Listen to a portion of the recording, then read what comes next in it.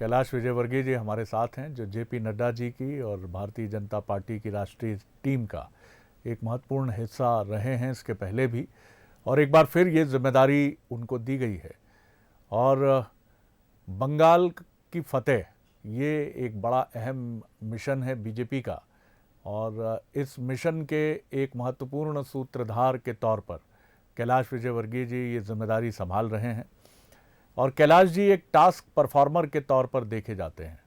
चाहे बात कीजिए आप मध्य प्रदेश के 2003 के चुनाव में, जब उमा भारती जी के नेतृत्व में चुनाव लड़ा गया था, चाहे कैलाश जी उस टीम का हिस्सा हों, या 2004 के सिंहस्थ के सफल आयोजन की हम बात करें, या उसके बाद भी उद्योग मंत्री या नगरीय प्रशासन मंत्री के तौर पर वो जहाँ भी पहुँचे हैं, उन्होंने अपना एक अलग अंदाज, एक अलग मकाम बनाया है। राजनीति की उनकी एक ख़ास शैली है, जो इंदौरी शैली भी आप बेहिचक कह सकते हैं। मालवा की मस्ती भी है उसमें, और मालवा की ठसक भी है उसमें, और यही वजह है कि वो काम कराने की अपनी शैली के लिए भी पहचाने जाते हैं। और मालवा की ये जो सीट्स हैं, जो मध्य प्रदेश का बेहद महत्वपूर्ण उपचुनाव है, इसकी जिम्मेदारी भी कैलाश जी के साथ है और कैलाश जी के ऊपर है, और लोगों का मिलना जुलना है। बहुत स्वागत करता हूँ कैलाश जी आपका बंसल न्यूज़ पर। जी जी धन्यवाद धन्यवाद शरद भाई। जी, बहुत धन्यवाद सर। कैलाश जी, मेरा पहला सवाल यही होगा, पहले बधाई के साथ आपको कि एक बार फिर राष्ट्रीय नेतृत्व ने विश्वास जताते हुए, और स्वाभाविक ही है, अभी मिशन पूरा करना है आपको पश्चिम बंगाल का। किस तरह आप देखते हैं बंगाल की लड़ाई? कोई आसान लड़ाई नहीं है। तृणमूल कांग्रेस का तिलिस्म तोड़ना बीजेपी के लिए एक गहरी चुनौती भी है। फिर भी ये खबरें जो हमारे पास आती हैं कि काफ़ी हद तक आप वहाँ पहुँच गए हैं जहाँ आपको पहुँचना था। कितनी सच्चाई है इसमें कैलाश जी? जी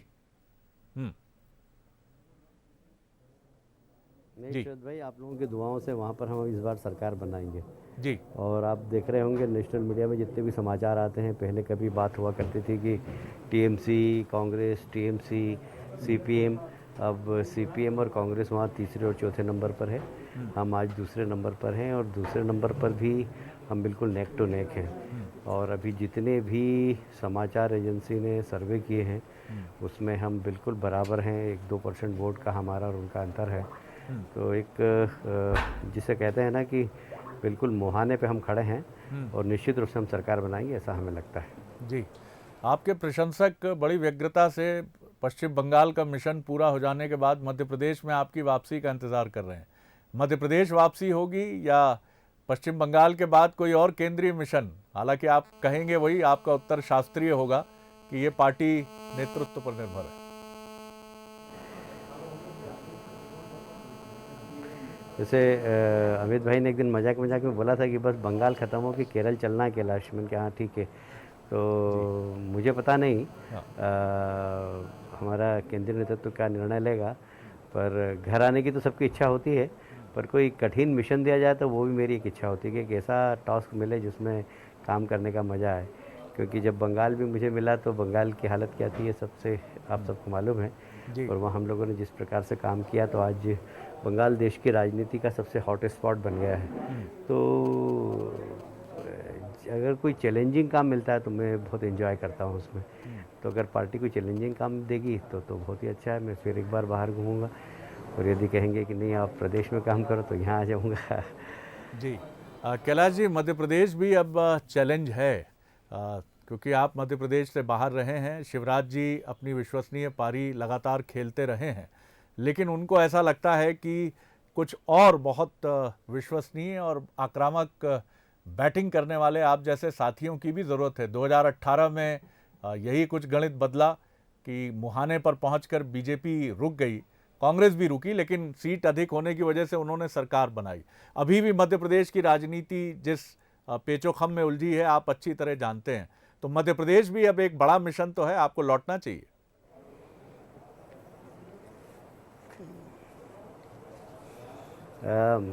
मध्य प्रदेश में काफ़ी सक्षम लोग हैं, और मध्य प्रदेश की जनता का रुख भी भारतीय जनता पार्टी के प्रति बड़ा सकारात्मक है।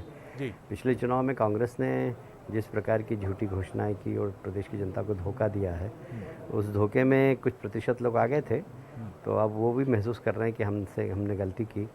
तो मुझे नहीं लगता कि अब कोई मध्य प्रदेश में कोई बहुत बड़ी चुनौती है, पर फिर भी चुनाव होता है, हम लोग उसको लाइट में नहीं लेते हैं। और इस बाई इलेक्शन में हम लोग सब मिलकर मेहनत करेंगे और मुझे लगता है कि अधिकांश सीटों पर भारतीय जनता पार्टी जीतेगी, ऐसा मुझे लगता है। जी कैलाश जी, इसके लिए आपको शुभकामनाएं। लेकिन एक चीज़ आप हमेशा खुलकर बोलते हैं और मैं यहाँ आपसे अपेक्षा रखूँगा, संगठन वो शक्ति केंद्र है, वो शक्ति पुंज है बीजेपी के लिए, जहाँ से बीजेपी का कार्यकर्ता ऊर्जावान होकर चुनाव रूपी इस वैतरणी को बहुत सक्षमता से पार करता रहा है।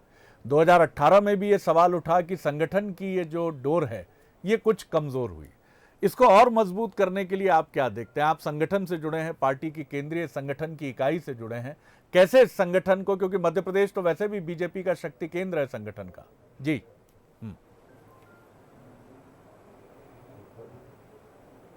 देखिए, पार्टी मोदी जी, अमित शाह जी और पूरी टीम ये चाहती है कि नया नेतृत्व आए और वीडी शर्मा के रूप में मध्य प्रदेश में एक नया नेतृत्व आया और उनके नेतृत्व में हम सब लोग मिलकर काम करेंगे।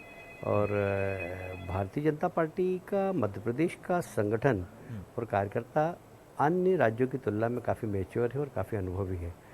तो मुझे लगता है इसी कोई ऐसा कोई संकट नहीं है मध्य प्रदेश में और बहुत अच्छा संगठन चल रहा है। वीडी शर्मा जी सबसे सलाह लेके काम करते हैं और इसलिए मुझे कोई बहुत बड़ी चुनौती नहीं लगती और उनके नेतृत्व में हम बाई इलेक्शन भी जीतेंगे और आने वाली हर चुनौती में भारतीय जनता पार्टी एग्रेसिव भूमिका में रहेगी, ऐसा मेरा विश्वास है।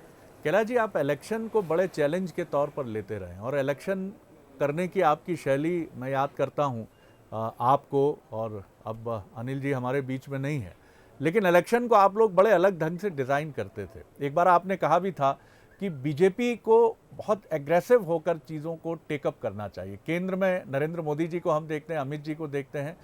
मध्य प्रदेश में हमने देखा कि 2018 और इस उपचुनाव की भी बात करें तो आईटी सेल और बीजेपी की जो प्रचार मशीनरी है उसके बारे में राय यही है कि उसको और अधिक गियर अप होना चाहिए।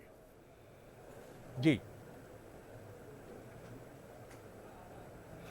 देखिए, कोई सा भी चुनाव है, छोटा चुनाव है बड़ा चुनाव है, ओवर कॉन्फिडेंस नहीं होना चाहिए। पिछली बार हम ओवर कॉन्फिडेंस में चुनाव लड़े और ऐसा लग रहा था कि अब सरकार तो बनी गई है, हमें खाली मंत्रालय बांटना है और इसलिए बहुत सारी चूक हुई हमसे। हमने टिकट बांटने में भी चूक की, हमने थोड़ी सी चुनाव की रणनीति में भी थोड़ी सी चूक की, लोगों को अंडर एस्टिमेट किया, तो वो हमारी गलती हमें महसूस हुई। चुनाव हारने के बाद सरकार जब हमारी चली गई उसके बाद महसूस किया हमने।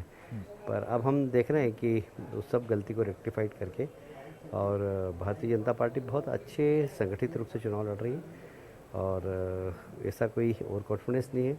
हम चुनाव को चुनाव की तरह ले रहे हैं और बड़ा एग्रेसिव तरीके से ही चुनाव लड़ रहे हैं और मुझे लगता है कि हम इसीलिए अधिकांश सीटों पर हम जीतेंगे।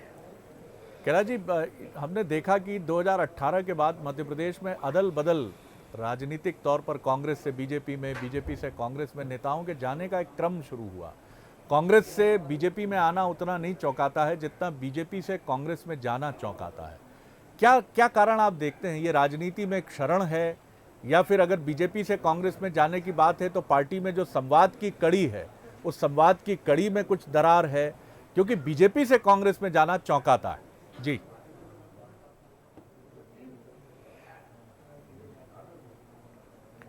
ये बात बिल्कुल सही है। ये प्रश्न निश्चित रूप से चिंताजनक है जी क्योंकि मध्य प्रदेश में लोग अलग नज़र से देखते हैं मध्य प्रदेश को। जब बाहर के लोग भी कई बार ये मुझसे प्रश्न पूछ चुके हैं कि यार मध्य प्रदेश में क्या हो रहा है, ये बीजेपी से कांग्रेस में क्यों जा रहे हैं। पर आपने देखा होगा जितने भी लोग गए हैं सब कांग्रेस से आए, अधिकांश जी पुराने लोग कम गए हैं। तो अब जो कांग्रेस से आया है वो वापस अपनी मूल पार्टी में जा रहा है, तो ये बड़ा स्वाभाविक है। पर आप देखेंगे कोई ऐसा जनसंघ के ज़माने का कार्यकर्ता हो वो गया, वैसे उदाहरण एक दो ही होंगे, ज़्यादा नहीं होंगे। तो अब ये बदलते हुए सामाजिक परिस्थिति का असर हर क्षेत्र, समाज के हर क्षेत्र में पड़ता है, वो राजनीति में भी है। तो राजनीति में भी इस प्रकार की परिस्थितियाँ सिर्फ मध्य प्रदेश ही नहीं सारे देश में आप देख रहे होंगे जिस तरीके से, चाहे पिछले दिनों राजस्थान में हुआ और बाकी राज्यों में भी हुआ है, गुजरात में हुआ, कर्नाटक में हुआ। तो इन सब चीज़ों का असर, तो जो समाज का असर राजनीति में आता है, समाज में भी प्रतिबद्धता कम हुई है, इसलिए राजनीति में भी इस प्रकार के प्रतिबद्ध लोगों की संख्या कम हुई है। जी। मैं समझता हूँ कि ये चक्र है राजनीति के अंदर। जैसे हम लोग ईसीजी करते हैं तो पहले ऊपर जाता है, फिर नीचे जाता है, फिर ऊपर आता है। तो अभी राजनीति के क्षरण का समय है। तो ऐसे समय में इस प्रकार की घटनाएं और बढ़ेगी, पर वापस कुछ उस स्तर पर जाएगी जहाँ पर कि राजनीति को होना चाहिए। जी जी। कैलाश जी, मध्य प्रदेश की राजनीति एक एक परीक्षण से भी गुजर रही है, ऐसा भी राजनीतिक पर्यवेक्षक जो हैं, ऑब्जर्वर्स मानते हैं कि बीजेपी ने जिस तरह से कांग्रेस के एक बड़े धड़े को अपने भीतर जगह दी है और ये जो सम्मिश्रण हुआ है, ये सम्मिश्रण एक लंबी पारी खेले और जो धड़ा अब बीजेपी का हिस्सा है वो बीजेपी का हिस्सा बनकर ही रहे। ये इस चुनाव के बाद प्रूव होकर, प्रमाणित होकर सामने आएगा और आने वाला वक्त भी बताएगा। क्या लगता है, आप क्या मानते हैं आप इसको कि ये एक बड़ा प्रयोग है बीजेपी के लिए? देखिए, ये पहली बार नहीं हुआ है। आप सब जानते हैं कि जब संवित सरकार बनी थी तब भी ऐसा हुआ था, जब राजमाता विजयराजे सिंधिया जी ने एकदम कांग्रेस छोड़कर और एक संयुक्त संसदीय दल बनाया था और उसके बाद फिर सरकार बनी थी। और आप देखते हैं कि राजमाता साहब आई थी कांग्रेस से और आने के बाद एकदम बीजेपी मय हो गई थी और उन्होंने बीजेपी को लीड किया। तो ये कोई बहुत नया प्रयोग नहीं, इस प्रकार की बात होती रहती है। इसीलिए सिंधिया जी, आप जो प्रश्न कर रहे हैं वो सिंधिया जी को लेकर ही कर रहे हैं। सिंधिया जी एक संस्कारित परिवार के व्यक्ति हैं। मुझे लगता है कि जिस जल्दी समय में उन्होंने भारतीय जनता पार्टी में अपने आप को एडजस्ट किया है, मुझे नहीं लगता कि आगे आने वाले समय में कोई परेशानी होगी। कंक्लूड कर रहा हूँ इस बातचीत को। बाय इलेक्शंस को क्या आप बीजेपी की ताकत देखते हैं इस उपचुनाव में? कांग्रेस भी बहुत जोर लगा रही है और उसकी कोशिश है कि वो अपनी हैसियत बढ़ाने का प्रयास करे, लेकिन बीजेपी का मजबूत संगठन और बीजेपी की ताकत सिंधिया जी के आने से और बढ़ी है ग्वालियर चंबल संभाग में। फिर भी आप बार बार आपने आगाह भी किया है कि चुनाव को कभी भी अति आत्मविश्वास से नहीं देखना चाहिए। कि क्या कहेंगे आप, बीजेपी की ताकत अगर है, वो ताकत से ये उपचुनाव में आगे बढ़ेगी तो क्यों?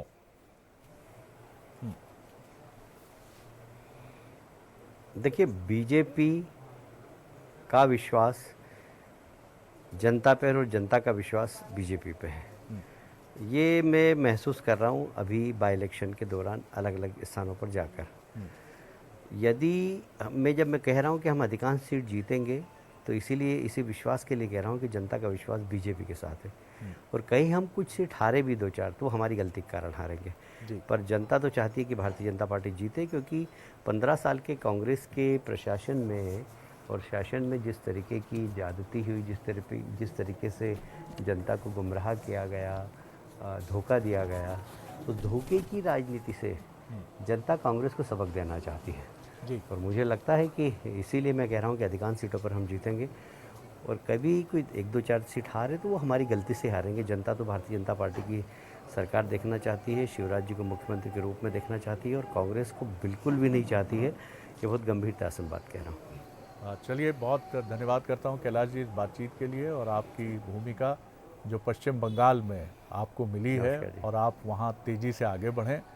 और हम ये भी शुभकामनाएं देंगे आपको कि फिर लौटें आप मध्य प्रदेश। हालांकि ये केंद्रीय नेतृत्व पर है, लेकिन एक टॉप परफॉर्मर की तरह आप जैसे राजनेता किसी भी संगठन के लिए एक एसेट होते हैं, क्योंकि आप अपने अंदाज में राजनीति करते हैं, अपनी शैली में राजनीति करते हैं और निश्चित तौर पर वो किसी भी पार्टी और संगठन को गति और ऊर्जा देती है। बहुत शुभकामनाएं आपको आपकी राजनीति में भी भावी भूमिका के लिए। तो ये थे कैलाश विजयवर्गीय जी। बहुत महत्वपूर्ण बात कहते हैं, और कॉन्फिडेंस से चुनाव नहीं लड़ना चाहिए, इस पर भी वो चिंता जताते हैं और कहते हैं कि उनसे पूछा भी जाता है कि मध्य प्रदेश में बीजेपी से कांग्रेस में बीजेपी के नेता कैसे और क्यों जा रहे हैं।